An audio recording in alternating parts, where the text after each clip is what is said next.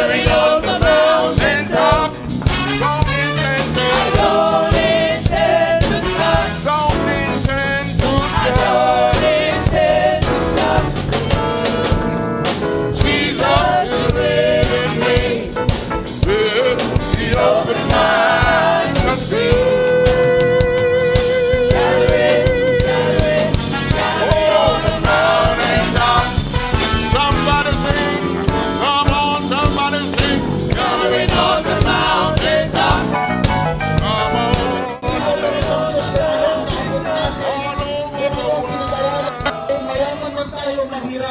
Kaya nung sabi ng Biblia sa Galacia, kung ano daw po ang ginawa ng tao ay kaniyang pagbabayaran sa Panginoon. So ito po yung dahilan, mga kaibigan, na kung bakit napapakinggan po ninyo ang salita ng Diyos. Kaya pansinin niyo po, lahat ng tao nananalangin din, nagsisimba. Subalit bakit ganito ang buhay ng tao? Nandun sa kahirapan, nandun sa kaguluhan, nandun pa rin sa bisyo at kasalanan, pero nananalangin. Alam na may Diyos, may relihiyon. At ano po, hindi po ang kailangan makita sa atin ng Panginoon. Pero kung meron mang gustong mabago ang Diyos, yun po yung ating pong buhay. Dahil ang tao po ay nagkasala sa amin ng Bible. Sabi ng Luke chapter 13 verse 3, ang tao po ay nagkasala sa Diyos. At kapag ang tao po ay inabutan siya ng kamatayan, na hindi po nakapagsisi, tandaan niyo po, mapapahamak ang tao. Narito po ang mga lingkod ng Diyos na nagbabahagi po ng salita ng Panginoon. Nagmula po kami sa lugar ng Manila, Las Piñas, Paranaque, Taguig, ay upang ipahayag ang kabutihan at pagpapala ng Diyos sa bawat isa sa naabot ng tinig na ito. Bagamat siguro po ay naninibago po tayo, pero huwag po kayong mag-alala. Ito po ay libre. Sa lugar na ito ay mayroon pong simbahan na bukas.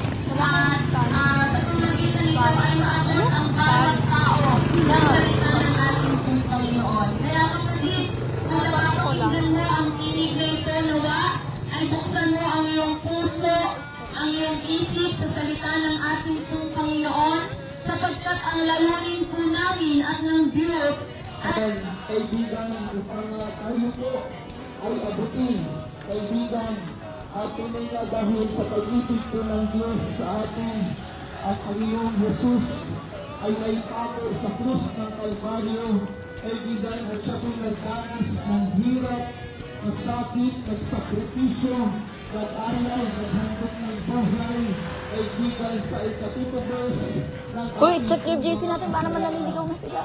Wala naman sumasagot. Tignan mo yung dalawa, si Sari, oh. Naka-e-bike sila. Ini-e-bike lang nila yun. Mula doon sa Pulan-Yun. Kaso kailangan madaling araw sila.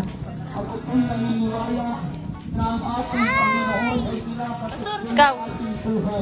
Kung nangalan, pagaya po ng sabi sa Biblia, sa Pahayag, chapter 3, verse 20, kung nagsanabot ang ating Anong oras na wala pa sila? Next batch na sila niya. Sila na yung 10 to 12. at kumakatok sa inyong mga pintuan, na kung during gininuman ang aking tinig, ako ay papasok at magkasalo tayong kakain sa habag. Kaibigan, ako po'y naniniwala na ang ating Panginoon hanggang sa mga panahon na ito ay kumakatok sa ating buhay. Panahon at interes sa mga bagay na tungkol sa ating pong Panginoon. Gathering on the mountaintop.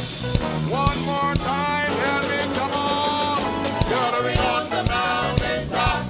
Somebody sing it.